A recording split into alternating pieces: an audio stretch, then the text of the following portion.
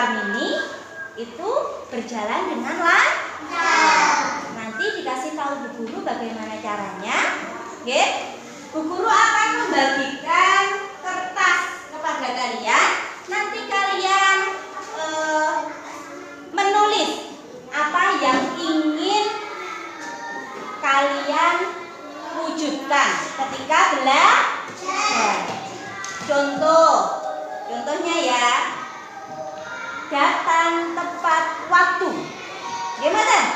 Siapa yang telat hari ini? Tidak ada, alhamdulillah. Terus apa lagi yang bisa kita buat keyakinan kelas agar kelas kita menjadi nyaman? Apa? Apa Mas Farel? Ya, belajar dengan bahagia. Boleh ya? Nanti kita tuliskan di kertas ini, nggih. Kita tuliskan, terus nanti kita tempel di depan ya. Siap anak-anak? Nah, Bu Guru bagikan ya. Ya. Nih.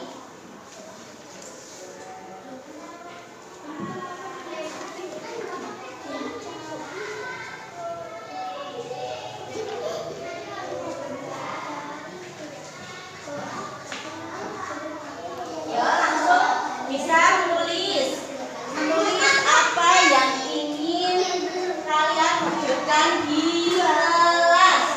Ini tulisnya ada ya, nggak apa-apa. Yang kosong nggak ada maskernya. Ya. Yuk, silakan tulis.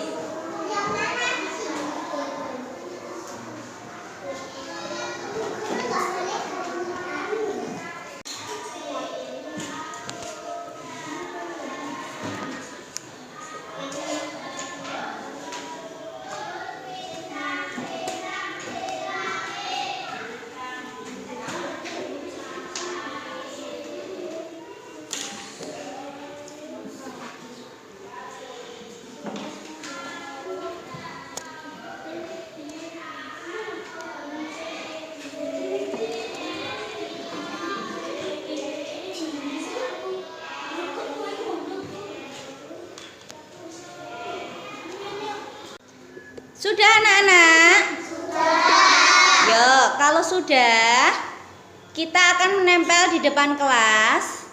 Ya, yuk. Mulai dari Mbak Ayu. Yuk, boleh ke depan Mbak Ayu. Nanti langsung ke kiri ya. Langsung Mbak Popi, Mbak Putri. Yuk, silahkan maju. Ditempel. Pelan-pelan. Ya, sini Mbak Ayu, tempel sini. Yuk, tempel. Aku mau gantung. Oh, wis gantung. Yuk, langsung Mbak Popi. Yuk, hati-hati. Tempel bawahnya, lalu sampingnya boleh. Ya, selanjutnya Mbak Putri. Ya, ditempel bawahnya boleh.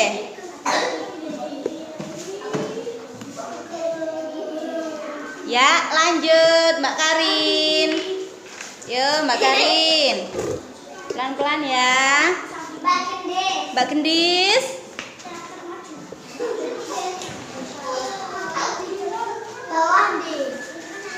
Ya, langsung ayo. Mas Kois. Langsung ke depan, yuk. Langsung Mas Adli. Mas Adli. Yang sudah saja, yuk. Yang sudah boleh langsung ke depan.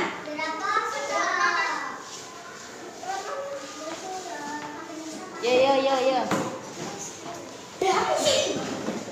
Pelan-pelan. Yo, boleh di sampingnya. Ya, situ.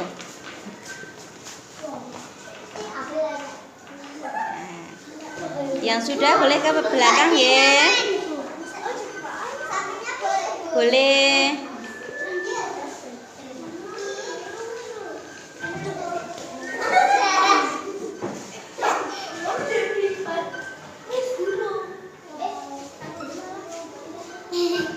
Sudah? Sudah.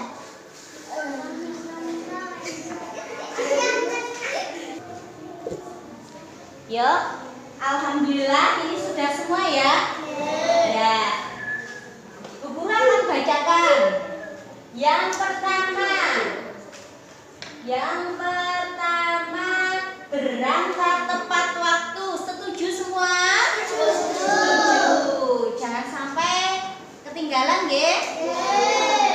Selanjutnya, belajar dengan bahagia. Setuju, Mboten? Setuju. Jadi nggak boleh sedih ya, dari rumah harus bahagia. Selanjutnya, saling menghargai. Setuju? Setuju. Boleh nggak saling mengejek temannya? Tidak boleh. Terus selanjutnya, tidak boleh bermain di kelas. Nah, berarti kata-katanya bermain di luar kelas saat istirahat. Nah, terus apa lagi ya ini ya? Tidak boleh makan. Nah, tidak boleh makan berarti makan juga pas istirahat. Nah, nanti digabung bermain dan makan saat istirahat. Setuju mboten? Setuju ya, kita sepakati. Terus apa lagi nih ya? Ini sama. Nah, mengerjakan tugas secara mandiri. Setuju? Setuju. Kalau secara mandiri boleh nggak contek-contekan? Tidak, Bu? Tidak boleh. Harus mengerjakan sendiri-sendiri. Kalau mau bertanya, tanya sama Bu Guru. Halo, ini ada teman kalian. Selalu senyum, nggak marah-marah. Sama temennya nggak boleh saling marah. Harus saling memaafkan. Senyum, ya. Senyum. Terus ada lagi. Boleh bertanya. Kalau bertanya bagaimana? Harus ngapain? Angkat tangan dulu, pinter. Ya. Ini ada yang sama ya. Tidak boleh marah-marah. Mengerjakan tugas sendiri. Ya. Kita sepakati bersama, nggih? Nggih. Agar kelas menjadi bahagia. Terus apa lagi? Ilmunya dapat bermanfaat. Sepakat mboten? Sepakat. Alhamdulillah. Saya senang sudah sepakat dengan teman-teman saling menghargai. Saya menjadi yakin bahwa mencontek tidak baik sehingga saya akan mandiri.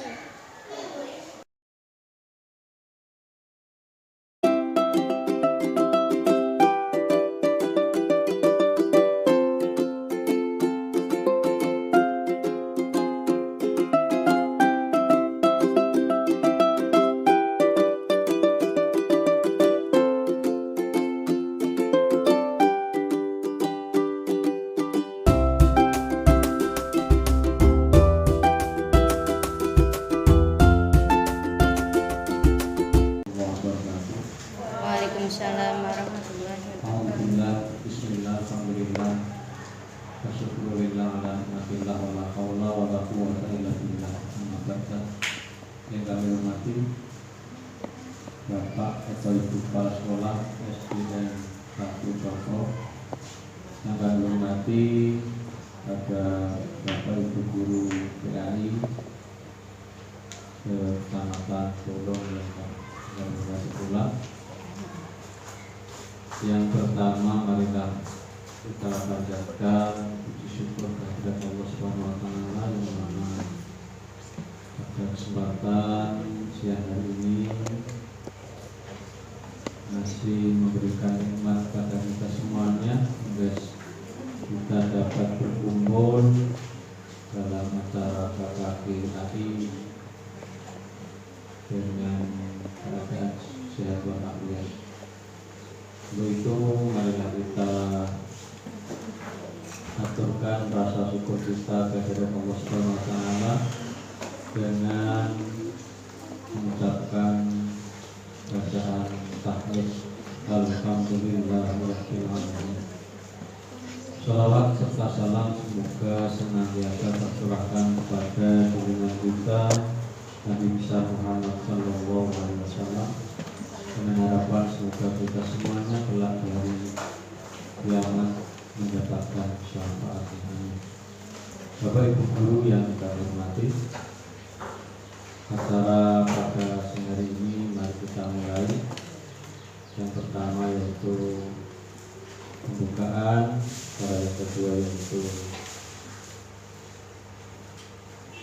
sambutan atau kata-kata dari saya, yang ketiga yaitu mungkin laporan, yang ketiga cara penyampaian workshop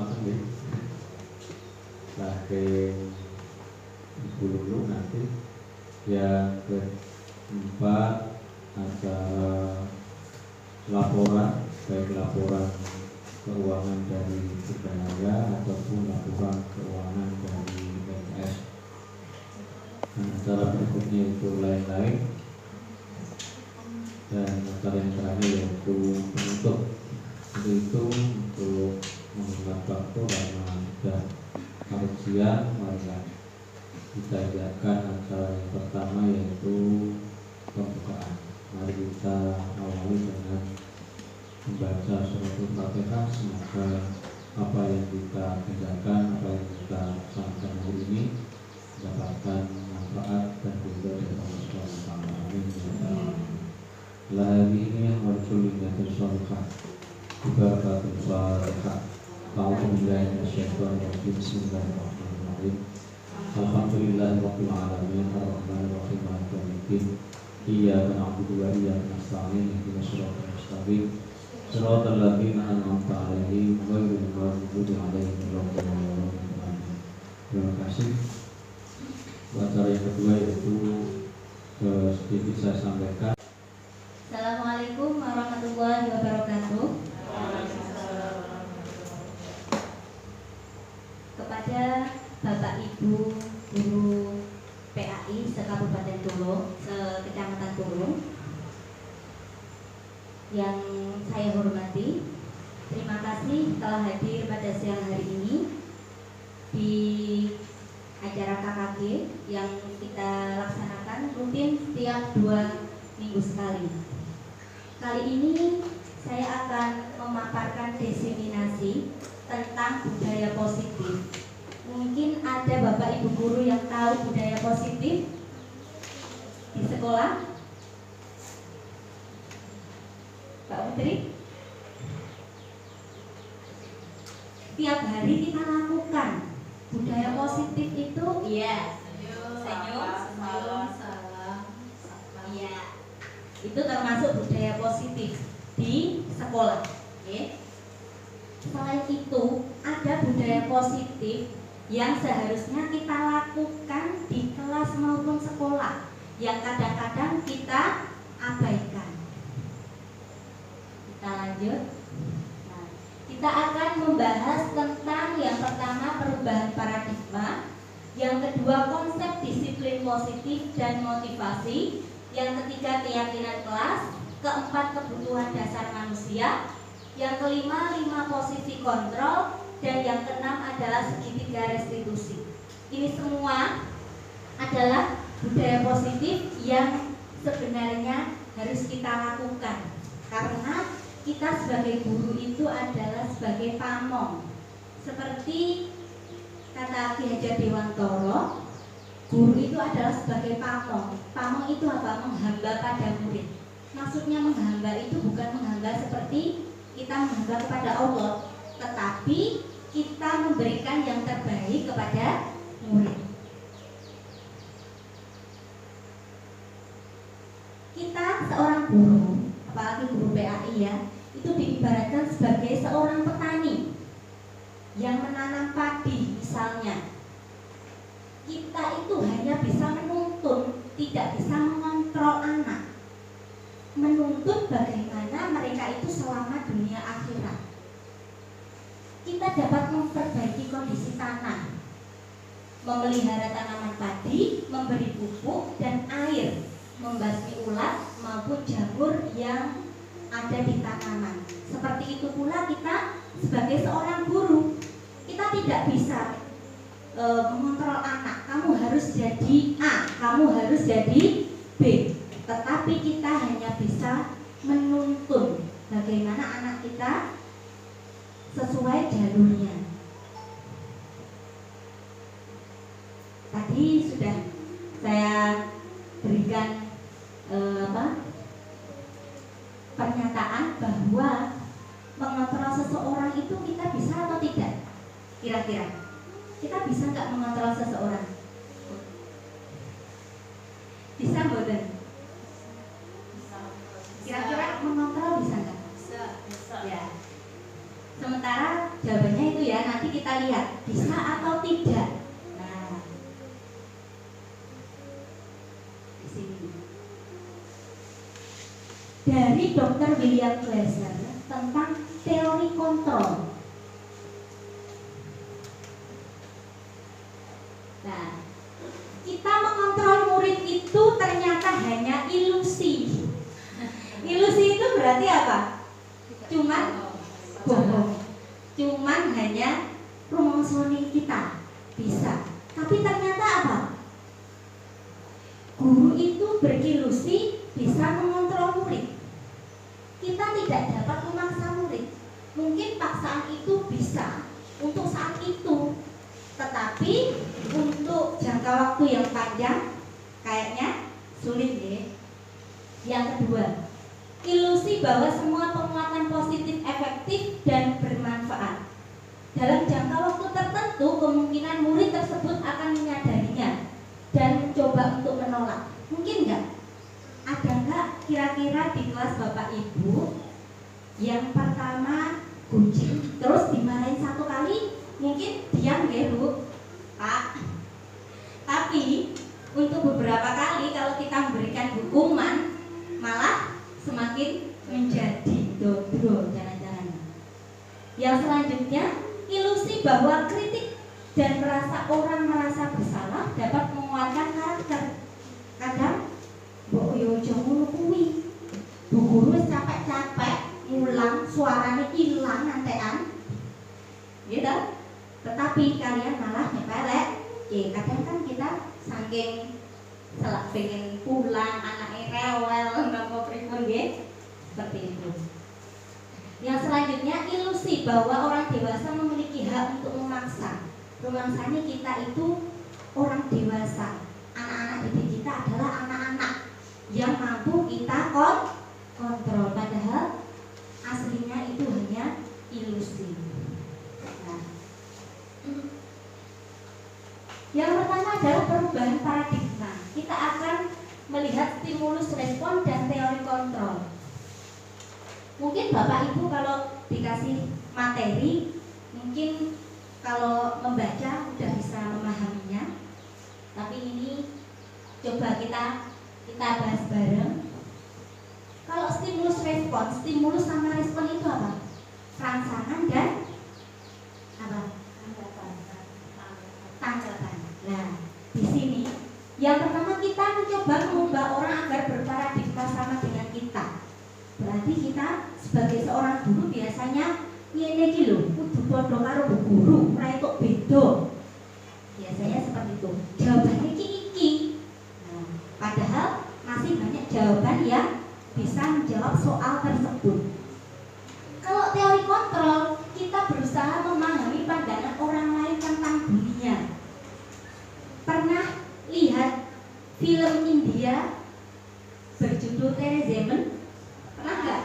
Itu ada seorang anak kecil yang pertama sekolah. Di sekolahan itu selalu saja dia dicemooh sama gurunya. sampai dipukul tangannya. Padahal anak tersebut itu bukannya tidak bisa, tetapi gaya belajarnya berbeda. Menulis saja dia bisa terbalik-balik. Karena apa? Karena dia butuh strategi yang tepat. Bukan kita harus mendikte mereka harus seperti apa yang kita mau. Terus akhirnya gimana? Anak tersebut dipindahkan ke sekolah lain. Pertama juga perlakuannya sama, guru-gurunya juga seperti itu. Guru-gurunya juga mencemooh. Bahkan ada yang menyuruhnya keluar. Ayo keluar dari kelas. Kamu harus berdiri di luar kelas. Padahal dia aslinya bisa. Bahkan dia bisa menggambar begitu bagus, menggambar yang orang lain itu tidak bisa melakukannya di anak usia dia. Suatu ketika ada guru yang baru, ternyata dia memahami kebutuhan dasar anak tersebut, sehingga anak tersebut mampu menemukan jati dirinya, mampu menemukan bakat yang dia miliki, sehingga dia bisa membaca, bisa menulis, bahkan bisa menjuarai juara lukis. Selanjutnya, perilaku buruk yang stimulus respon. Perilaku buruk dilihat sebagai suatu kesalahan. Biasanya kalau ada anak mencontek di dalam kelas makan, padahal gurunya sedang menerangkan, atau bahkan menjahili anak-anak yang lain, temannya deket satu meja, itu karena apa sih? Kita harus menanya pada murid tersebut apa yang sebenarnya terjadi, apa kebutuhannya. Mungkin saja di rumah kurang kasih sayang atau bagaimana. Kalau di teori kontrol, semua perilaku memiliki tujuan. Berarti dia berbuat seperti itu mempunyai suatu tujuan. Stimulus respon selanjutnya, orang lain bisa mengontrol saya. Kalau stimulus respon berarti beranggapan seperti tadi, guru bisa mengontrol murid. Kalau yang teori kontrol, kita hanya bisa mengontrol diri sendiri, mengontrol kesabaran, mengontrol bagaimana kita membimbing anak didik. Yang stimulus respon, pemaksaan ada pada saat bujukan gagal. Kalau bujuk wis gagal, dipaksa. Gimana Bapak Ibu? Biasanya saya sendiri juga melakukannya, pernah melakukannya. Bahkan kadang pas gregetan, kadang koyo pengen untung-untung. Tetapi ya karena kita kewajiban dan ikhlas lillahi ta'ala, ya diredam. Kalau yang teori kontrol, kolaborasi dan konsensus menciptakan pilihan-pilihan baru. Kita bisa mengajak diskusi anak. Bagaimana toh kamu Janib, gimana? Di kelas itu kok seperti ini? Kenapa? Di rumah ada apa? Kita bisa menanyakan. Yang stimulus respon kemudian model berpikir menang kalah. Jadi orang yang dia kuat berarti menang, seperti itu ya. Kalau yang teori kontrol, model berpikir menang-menang, semuanya bisa menang. Guru bisa menang, murid bisa menang dengan cara merdeka. Merdekanya nanti ada ya, yang dinamakan budaya positif, nanti bisa menjadi merdeka semua. Untuk membangun budaya positif, sekolah perlu menyediakan lingkungan positif, aman, nyaman, agar murid mampu berpikir, bertindak, dan bertanggung jawab. Ya, kalau kita sendiri sering marah-marah, gimana mau ditiru anak didik?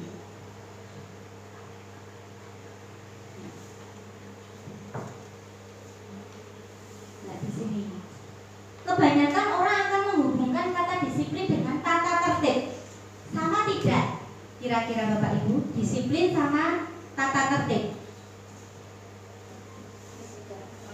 beda? Beda. Ya, bahkan sering dihubungkan dengan hukuman. Seumpama pernah kerja PR, malah ditambahi tugas. Padahal bocah tidak mengerjakan PR itu karena apa? Karena males. Kadang karena nggak terbiasa nulis, malah malah ditambahi tugas, malah tambah tugas lagi. Mereka malah jadi males, tambah males ya.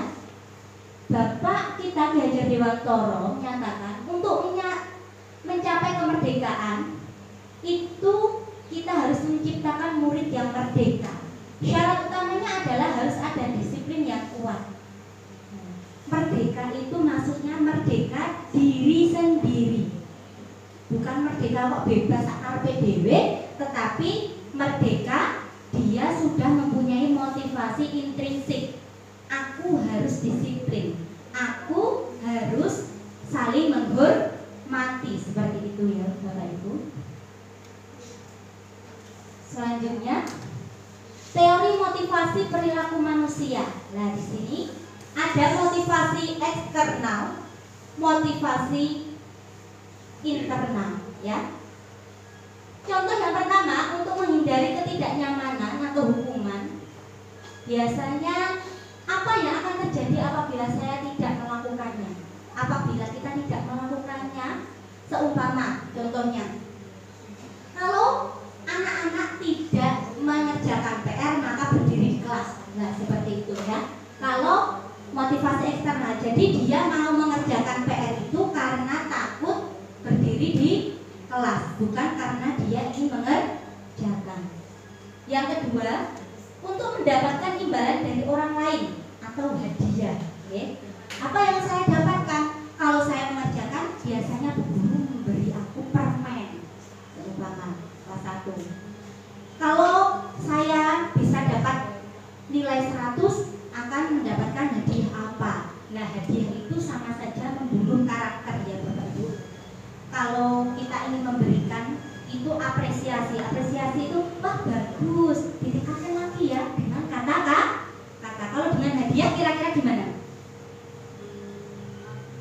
Aslinya tidak baik, itu membunuh karakter. Kalau pas lomba nggak apa-apa, tapi pas dalam pembelajaran nanti kalau suatu hari kita tidak memberikan hadiah, kok adalah anak-anak ada yang dapat 100, kita tidak memberikan hadiah padahal kemarin diberi hadiah, dia akan merasa dulu kira-kira nih temanku kemarin dikasih kok aku tidak, jadi ngelokro, bahasanya ngelokro. Yang ketiga, untuk menghargai diri sendiri menjadi insan sesuai harapan kita. Ini disiplin positif atau motivasi internal. Berarti seumpama diberi PR atau diberi tugas, diskusi, dia melaksanakannya dengan senang hati, tidak terpaksa. Selanjutnya, konsep disiplin positif dan motivasi. Nah, motivasi ketiga pada murid kita untuk menjadi orang yang mereka inginkan, jadi diri sendiri. Caranya bagaimana? Caranya kita membuat kesepakatan. Nanti membuat kesepakatan atau keyakinan kelas ya. Kita langsung saja. Nah, bagaimana cara kita untuk menanamkan budaya positif? Salah satunya dengan menanamkan keyakinan kelas. Adakah Bapak Ibu yang di sini sudah membuat keyakinan kelas? Bumia?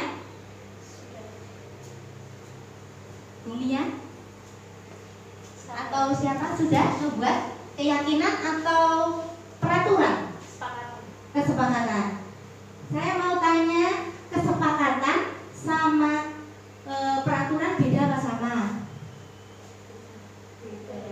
Beda. Kalau peraturan bagaimana Bu? Cobi, peraturan apa Bu? Peraturan itu peraturan yang dibuat dari instansi sendiri. Ya, instansi. Kalau kesepakatan itu di antara dua pihak, dua atau lebih dari suatu kegiatan itu pasti ada kesepakatan. Contohnya dalam sekolah itu kelas itu mungkin ada kesepakatan bagaimana kita pembelajarannya, bagaimana kalau ada kesalahan dapat sanksi apa, itu kesepakatan di antara anak ibu. mungkin kesepakatan nanti mengarahnya ke konsekuensi ya.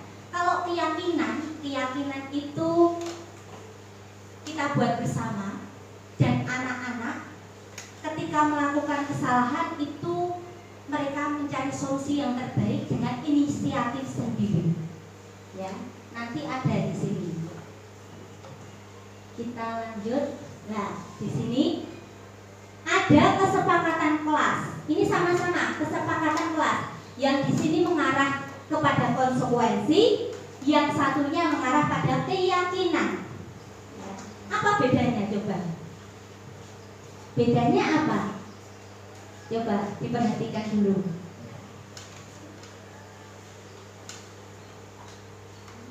Coba yang A. Kesepakatan kelasnya datang tepat waktu, mengucapkan salam. Yang kedua, menjaga kebersihan sekolah. Yang ketiga, berdoa sebelum dan sesudah kegiatan. Selanjutnya, aktif dalam pembelajaran dan tertib. Kalau yang B, kesepakatan kelasnya, kami, guru dan murid yang saling menyayangi. Kami, murid yang semangat belajar. Yang D, kami, murid yang peduli dengan teman-teman. Bedanya apa Bapak Ibu kira-kira? Itu kesepakatan itu pembiasaan. Pembiasaan. Ya, semuanya budaya positif ini semuanya. Tapi ini mengarah ke kata tertib. Kalau yang kesepakatan mengarah pada budaya positif itu menggunakan kata universal seperti saling menyayangi. Saling menyayangi itu kan luas, ya? Saling menyayangi contohnya sama teman tidak boleh bertengkar, itu juga saling menyayangi. Saling membantu itu juga saling menyayangi, berarti lebih luas, ya. Kita di kelas itu membuat kesepakatan kelas yang merupakan keyakinan kelas, berarti kesadaran mereka. Langsung ke kata universal. Sudah paham Bapak Ibu? Kata kuncinya adalah kata yang universal. Nah, menurut Gosden, suatu keyakinan akan lebih memotivasi seseorang daripada dari dalam atau memotivasi secara intrinsik. Coba, ini peraturan dan ini keyakinan kelas. Coba kita buat bareng-bareng, ya. Kita buat bareng-bareng. Sebaiknya kata-katanya bagaimana? Coba. Yang pertama, selalu kembalikan buku ke tempatnya. Kira-kira bagaimana? Kalau mengembalikan buku ke tempatnya berarti apa? Rapi. Berarti ada kata-kata rapi. Selalu budayakan kerapian. Gitu nggih? Berarti kita ambil kata yang universal. Yang kedua, dilarang mengganggu orang lain. Berarti apa? Termasuk saling menyayangi. Nggih. Hadir sekolah 15 menit sebelum pembelajaran dimulai. Berarti disiplin waktu. Dilarang melakukan kekerasan. Berarti kasih sayang. Dilarang menggunakan narkoba. Apa kira-kira? Ya, menjaga kesehatan. Bergantian atau menunggu giliran? Tertib. Ada kata-kata tertibnya. Gunakan masker. Sama, jaga kesehatan. Jangan berlari di kelas atau koridor. Ya, keselamatan dan ketertiban. Ya, seperti itu ya. Kalau keyakinan kelas kita ambil yang universal. Karena yang universal itu bisa menyangkut semuanya. Kalau ini kan cuma peraturan, yang buat biasanya gurunya sendiri. Kalau kesepakatan itu kita membuat kesepakatan sama murid. Nanti ada membernya. Itu ya, tanggung jawab besar. Nah, selanjutnya pembentukan keyakinan kelas. Nah, ini bersifat abstrak ya, daripada peraturan yang lebih rinci. Keyakinan kelas berupa pernyataan universal. Keyakinan kelas senantiasa dibuat dalam bentuk positif.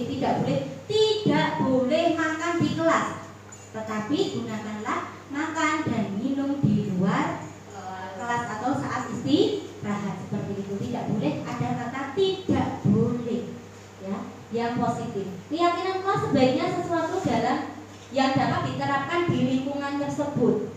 Semua warga kelas hendaknya ikut berkontribusi, berarti orang berguru tok, tetapi sama muridnya.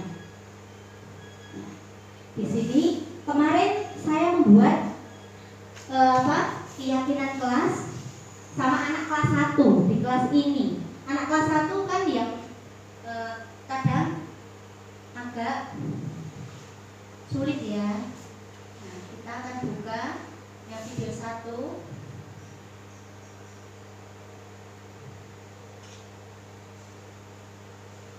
Nanti kita cepatkan saja.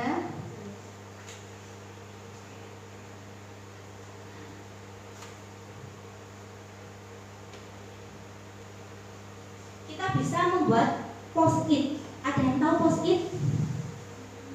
Post-it itu kertas warna-warni yang bisa ditempel di tembok. Itu kita bisa membuat membagi kepada anak-anak kita. Kita ingin suasana kelas bagaimana anak-anak? Yang bagaimana menurutmu, yang bahagia atau bagaimana? Gurunya boleh lah ini. Nah, ini biasa ketika kelas pertama.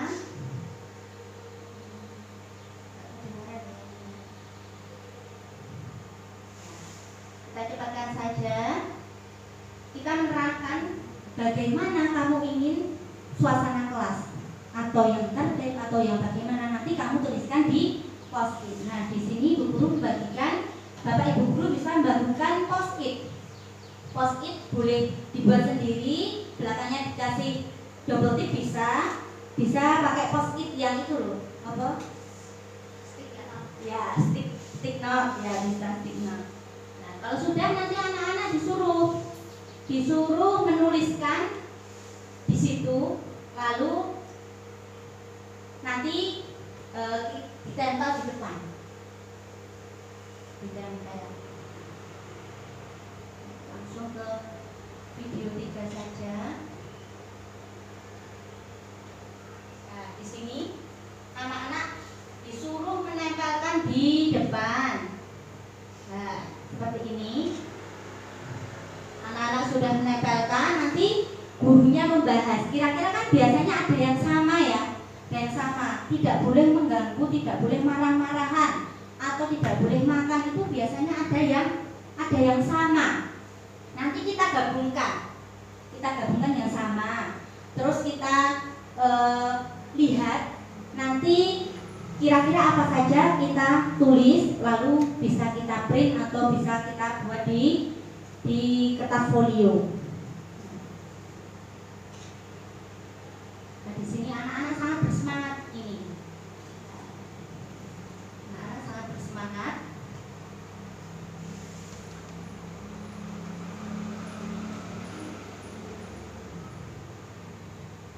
Terus tugas kita setelah anak-anak sudah menempel itu kita menerangkan, oh ini tidak boleh seperti ini, setuju nggak anak-anak? Nanti anak-anak setuju Bu, tapi diingat-ingat loh ya, iya Bu, seperti itu ya. Nanti terus kita catat, setelah kita catat nanti kita tempel. Kalau nggak gitu kita catat poin-poin penting, anak-anak bisa mencatat di buku atau di belakang LKS juga bisa. Nanti tiap tahun pelajaran baru kita buat lagi, kan kita guru agama ya. Kalau guru agama itu membuatnya kalau SD dari kelas 1 sampai kelas 6. Saya praktekkan, alhamdulillah perbedaannya luar biasa. Yang pertamanya dorang gagas doang, sing ngoten ana sing sering baru nerangkan sebentar, Bu ke toilet Bu, ke toilet Bu. Seperti itu berarti tandanya apa? Anak-anak merasa bosan. Nah, kalau kita sudah membuat keyakinan kelas, biasanya anak-anak itu sudah paham. Oh kalau saya seperti ini nanti tidak sesuai dengan keyakinan kelas yang disepakati.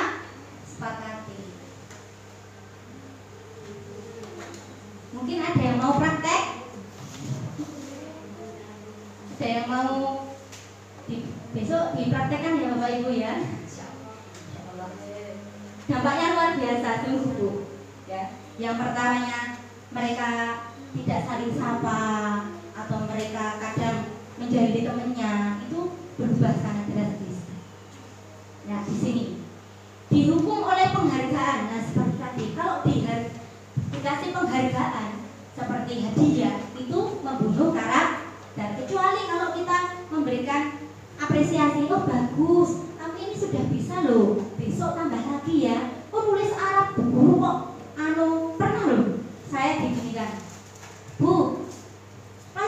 agama kok rasa bahasa Indonesia seperti itu. Karena apa? Kan kadang di KD itu mengharuskan anak belajar menulis ya Bu, menulis Arab. Kalau nggak pernah menulis Arab, benar, nulis saja nggak bisa. Bahkan nulis satu ayat saja dari jam pertama sampai akhir itu nggak rampung-rampung. Tapi alhamdulillah kalau dibiasakan itu bisa berjalan dengan baik. Nah, di sini ya, hukuman dan konsekuensi. Nah, di sini coba kita lihat, menyuruh murid mencatat, saya tidak akan terlambat lagi sebanyak 100 kali karena terlambat datang ke sekolah. Kira-kira ini hukuman atau konsekuensi? Hukuman.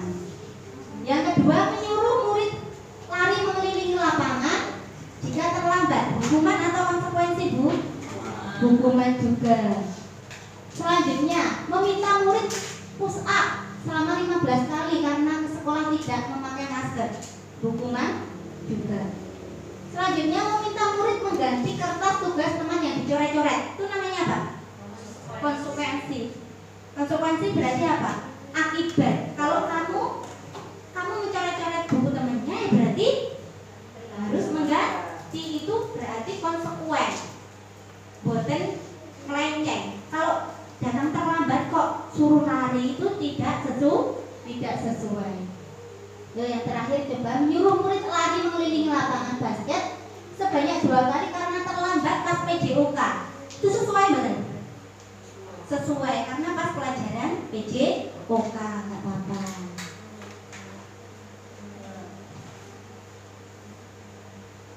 Nah, di sini hukuman itu sesuatu yang menyakitkan bener kira-kira Bapak Ibu. Dulu pas SD, SMP atau SMA pernah dihukum boten? Coba, pernah dihukum boten? Pernah. Sampai sekarang masih ingat ya? Masih ingat, karena hukuman itu sangat membekas di hati. Membekasnya gimana? Sangat menyakitkan. Soalnya saya juga pernah. Ya, boten. Ya. Hukumannya itu macam-macam, kadang pernah dibedak-bedake. Pernah ya? Padahal sama-sama bisa, nilainya sama-sama, tapi dibedak-bedake juga ada loh. Sampai teringat sampai sekarang. Makanya kalau dulu pernah dapat hukuman, sebaiknya kita jangan sampai menerapkan pada murid kita. Kok sih dikelingi ya, Bang? Yang diingat apa? Oh, Bu Lulu. Bu Lulu ini biyen sing hukum aku. Nah, diiling-ilingi boten sing sae-sae, tapi yang buruk karena menghukum. Ingin diingat murid karena menghukum atau karena memotivasi? Memotivasi ya. Ya, kita lanjut saja ya. Kalau konsekuensi sesuatu harus terjadi karena sebab akibat ya, dia harus bagaimana? Harus bertanggung jawab. Ini kebutuhan dasar manusia. Tadi kan ada, seumpama ada penyelewengan anak-anak, itu dia harus ditanya kebutuhannya aslinya apa toh?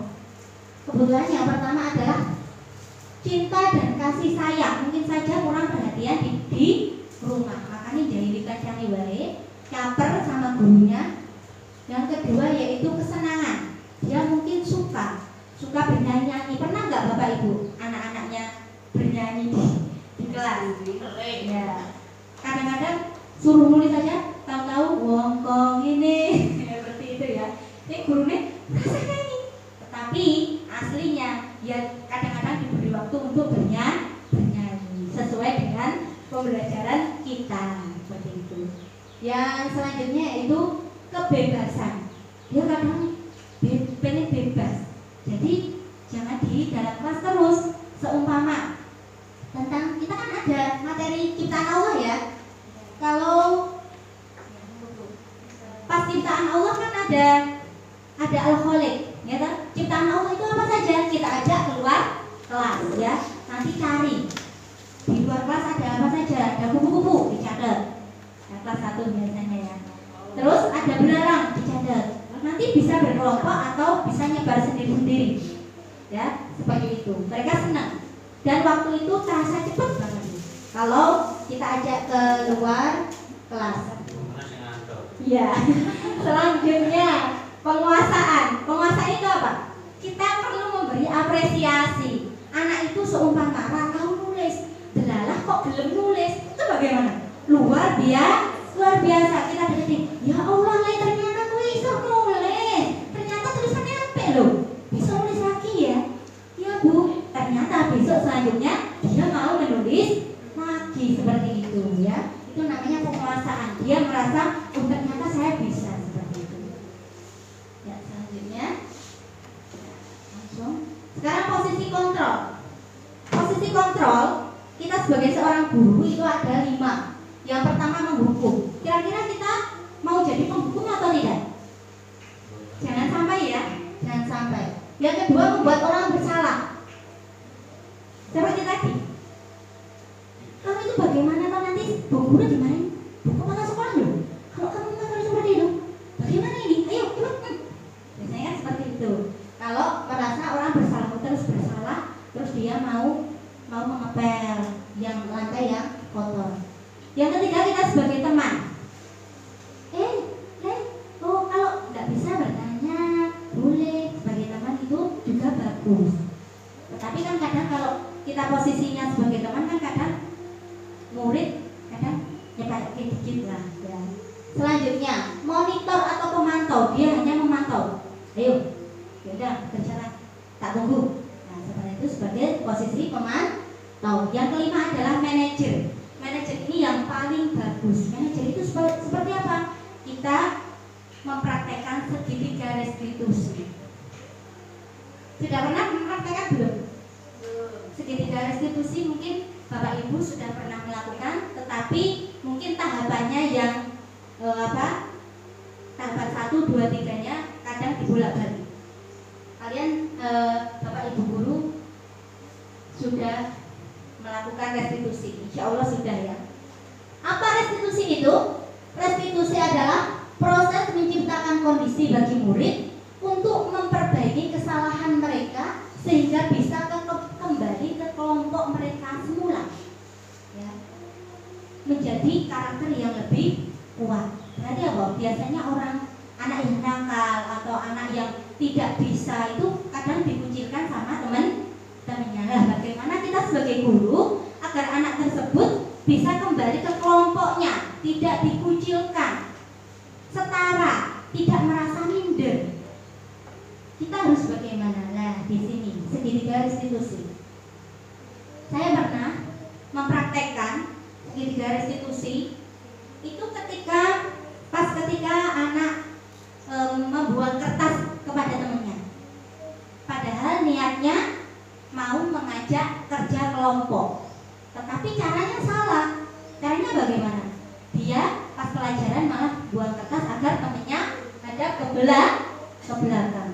Nah, saya mengetahuinya, lalu dipanggil, anak tersebut dipanggil di luar pembelajaran. Nah, kenapa kamu melakukan seperti itu? Nah, tahapan segitiga restitusi yang pertama adalah menstabilkan identitas.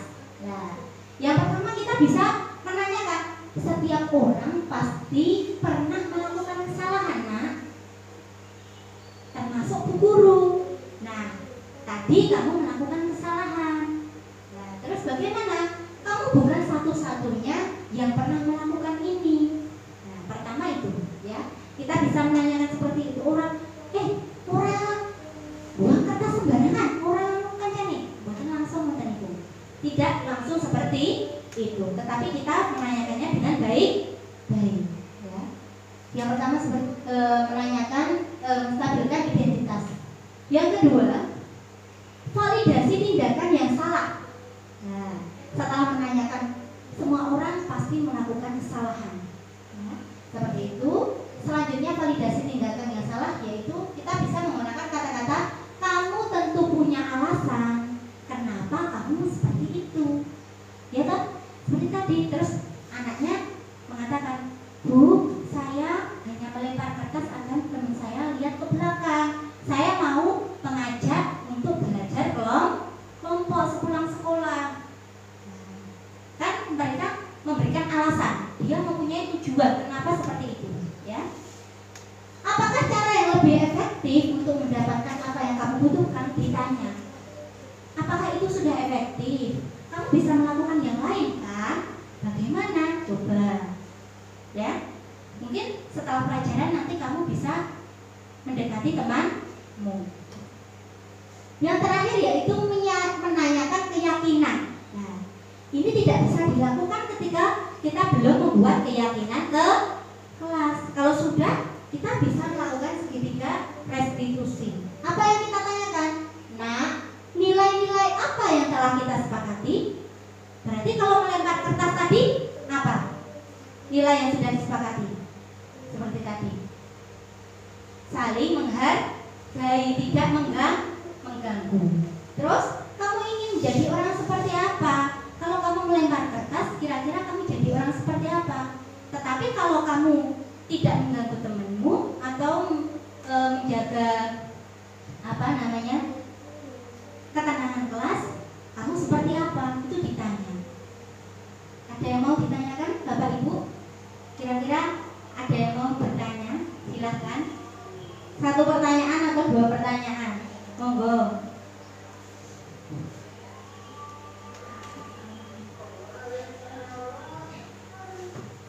Kalau tidak ada, saya cukupkan ya Bapak Ibu.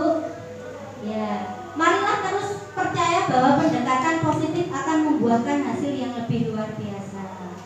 Ya, sekian, terima kasih. Wassalamualaikum warahmatullahi wabarakatuh. Waalaikumsalam.